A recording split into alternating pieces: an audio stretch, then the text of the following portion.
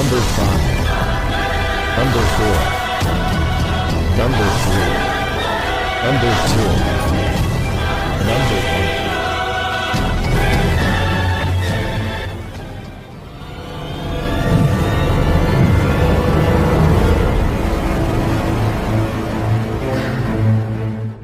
Pakar dan spesialis ilmu vibrasi antara diri Tuhan dan alam semesta, ilmu metafisika modern, ilmu kebatinan, ilmu pusaka dan benda bertuah. Update video terbaru dengan mengklik gratis, subscribe dan lonceng notifikasi gratis, dan selamat menikmati.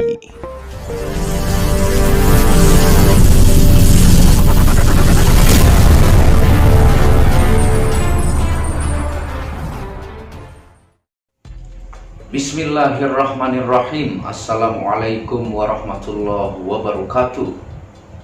Alhamdulillahirabbil alamin, wassalatu wassalamu ala asyrafil anbiya'i wal mursalin sayyidina Muhammadin wa ala alihi wa sahbihi ajma'in.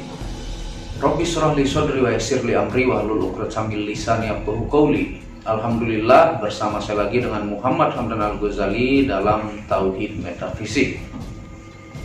Pada kesempatan yang berbahagia ini saya akan membahas tentang video jangan salahkan Tuhan jika apa kesusahan dan musibah yang kamu alami sekarang ini banyak menimpa.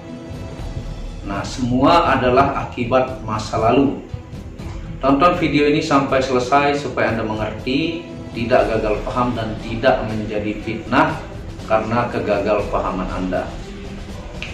Nah, banyak yang menurut mereka ketika mengalami musibah yang bertubi-tubi, ya, mungkin musibah usahanya tiba-tiba bangkrut, ataukah penyakit tidak kunjung sembuh, ataukah di jalan sering tabrakan dan setiap mulai melakukan usaha selalu gagal. Nah, dan banyak musibah-musibah jenis lainnya, ataukah mungkin anaknya tiba-tiba memiliki suami yang sangat tidak baik untuk anaknya, selalu memukul, ataukah KDRT, ataukah bahkan menceraikan, ataukah membuat sang istri menjadi terus menangis karena cobaan dari suaminya. Nah, sebenarnya segala sesuatu yang terjadi di alam semesta ini adalah sebab akibat, ya. Jadi apa yang dilakukan oleh diri kita masa lalu akan pasti berefek ke masa depan yang kita akan lakukan. Nah, bahkan ini berantai, ya. Bisa apa yang orang tua Anda lakukan itu turun karmanya kepada anaknya, ya. Nah, orang selalu menganggap sebuah musibah itu adalah kebetulan. Nah, sebenarnya segala sesuatu yang terjadi di alam semesta ini tidak ada sebab akibat. Nah, itu adalah hukum alam semesta, karena secara kasat mata kita mungkin melihat seseorang itu baik, ataukah secara sebentar kita kenal mungkin kita melihat seseorang itu mulia, tapi kita tidak tahu apa-apa yang dia lakukan, apa yang dia sembunyikan, dan apa yang pernah dulunya dia lakukan dalam kehidupannya. Jadi sebenarnya kesusahan yang Anda alami bertubi-tubi, misalnya rezeki Anda sangat susah, Anda mencoba bisnis itu, bisnis ini, secara ilmiah Anda sudah lakukan, Anda belajar teori kesuksesan sudah Anda lakukan, kerja keras terus Anda lakukan, segala sesuatu yang menyangkut keduniawian ini secara ilmiahnya Anda lakukan, tapi kok tetap tidak ada perubahan ataukah susah terus. Sebenarnya Anda tinggal introspeksi diri, ya. Jadi yang seperti saya bilang, hukum semesta yang mutlak sudah ada ketika dunia ini diciptakan adalah yang sering kita sebut itu dalam Al-Quran, apa yang kita lakukan baik menjadi baik ataukah karma, ya. Kalau Anda pernah dizolimi sama orang, ingatlah apakah dulu Anda pernah menzolimi orang. Kalau tiba-tiba rezeki meledak datang kepada Anda, ingatlah apakah pernah Anda memberikan seorang hamba yang sangat susah, kelaparan, sehingga dia bisa bahagia karena Anda membantunya. Kalau usaha Anda lancar, rezeki Anda lancar, itu adalah bekas-bekas apa yang kebaikan sudah Anda tanam pada zaman dulu. Jadi sebenarnya apa musibah dan kepedihan yang Anda alami itu adalah akibat apa yang Anda tanam zaman dulu, ya. Nah, ketika Anda sudah banyak melakukan kemungkaran, Anda banyak menzolimi orang, saya pastikan mutlak hukumnya, tidak bisa ditawar. Mutlak hukumnya itu akan kembali kepada Anda, bahkan berlipat-lipat, ya. Memang kadang orang misalnya melakukan bisnis narkoba, memang setahun 2 tahun dia untung yang sangat besar, ya, berkelimpahan harta dari jalan yang tidak disukai oleh Allah, oleh Tuhan. Tapi Anda percaya tidak percaya, nanti pada titik tertentu itu akan dibalas berlipat-lipat oleh Tuhan penguasa alam semesta. Itu mutlak hukumnya. Dan Anda bisa teliti ke seluruh dunia ini, di muka bumi atau semesta ini, orang yang melakukan kemungkaran, kejahatan dalam hidupnya, biasanya setiap akhir dalam hidupnya disiksa oleh Tuhan. Kalau Anda teliti, ya, Anda detail meneliti kehidupan orang itu. Jadi seseorang yang melakukan hal yang dibenci oleh Tuhan, pada ujung hidupnya sebenarnya apa yang dia tanam itulah yang menyakiti dia, bukan Tuhan.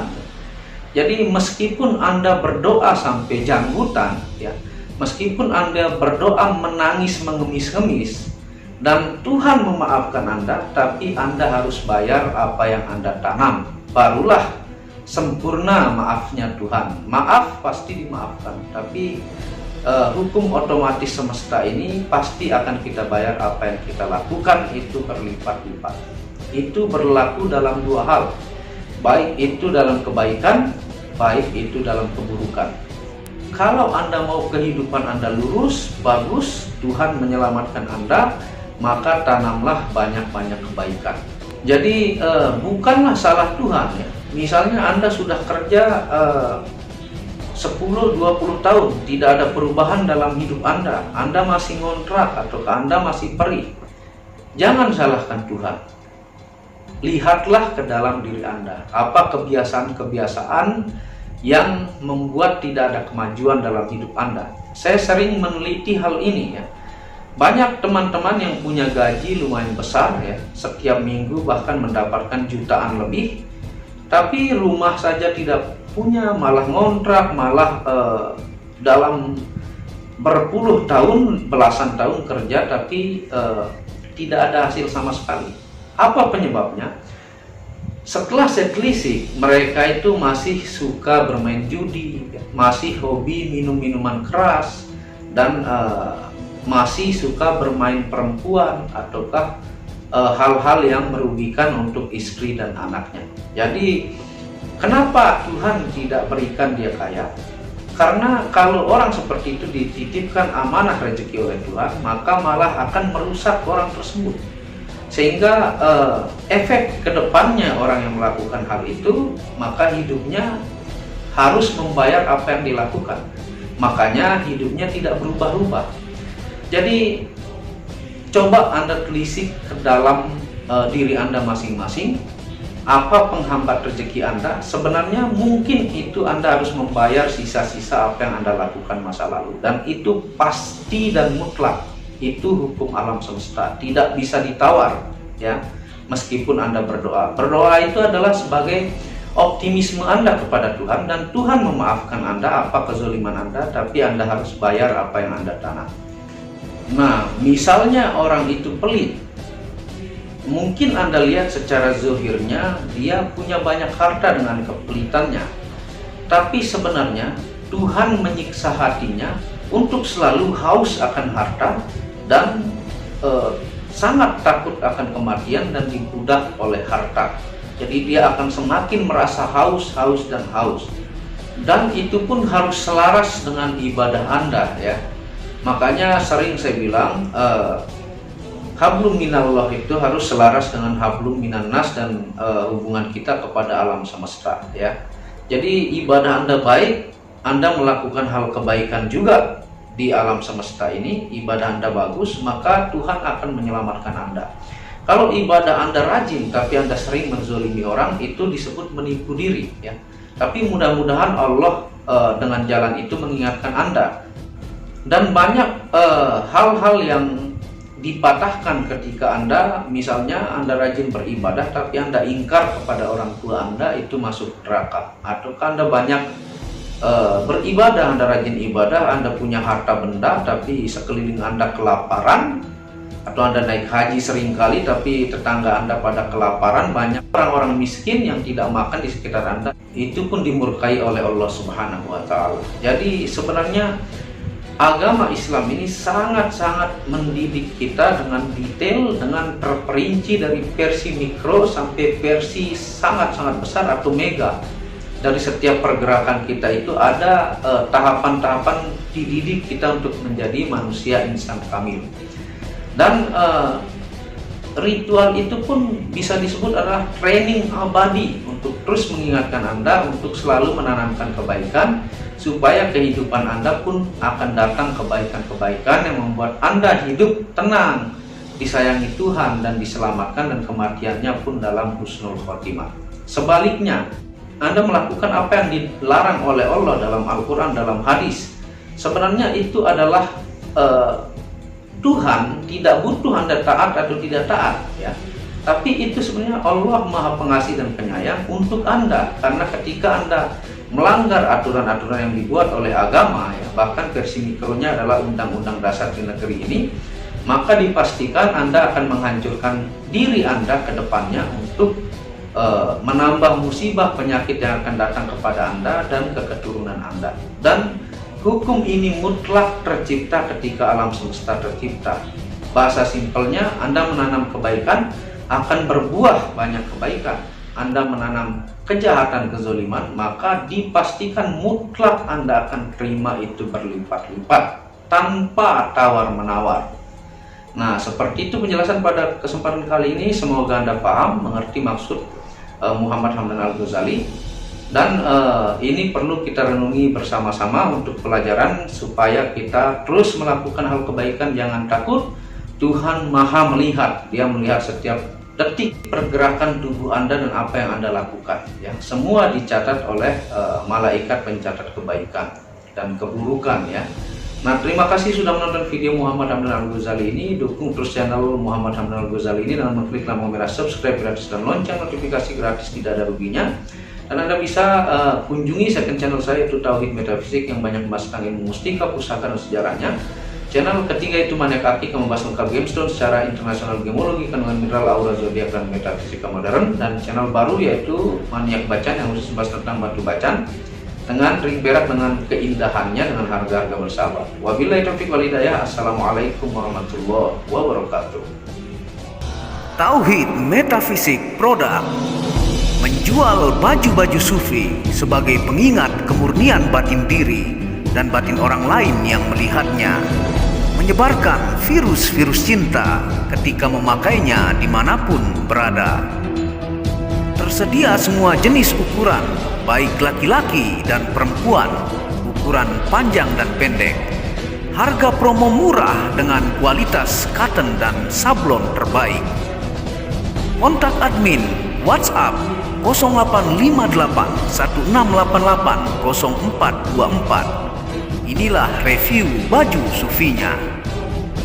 Baju sufi yang pertama, logo Tauhid Metafisik, lambang Tauhid. Yang di belakang yang ada hanya satu.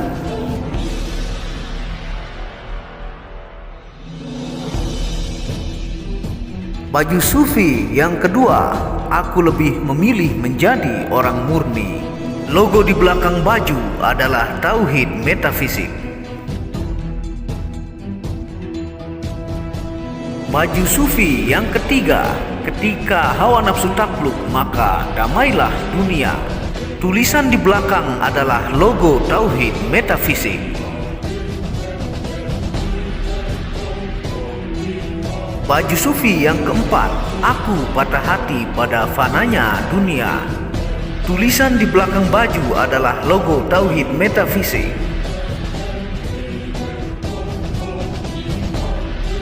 Baju sufi yang kelima, suara nuranimu bersih dan murni. Tulisan di belakang baju adalah logo Tauhid Metafisik.